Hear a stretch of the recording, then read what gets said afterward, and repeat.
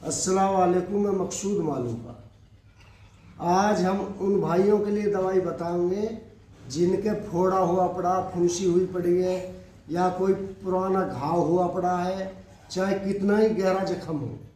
तो ये जो हमारे हाथ में देख रहे हो, ये एक बहुत अच्छी जड़ी बूटी है घाव के लिए।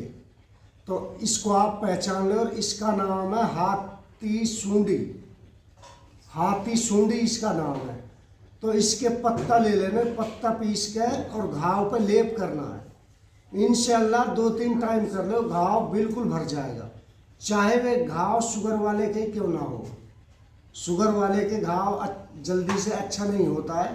तो ये हाथी सूंडी लेके इसके पत्ता पीस के चटनी बनाकर उस घाव पे लगाओ। इंशाल्लाह इतनी तेजी से भरेगा घाव को, अब 3-4 टाइम में बिल्कुल घाव बिल्कुल भर जाएगा। भाई वीडियो को ज़्यादा से ज़्यादा लाइक और शेयर जरूर करो भाई। अस्सलाम वालेकुम।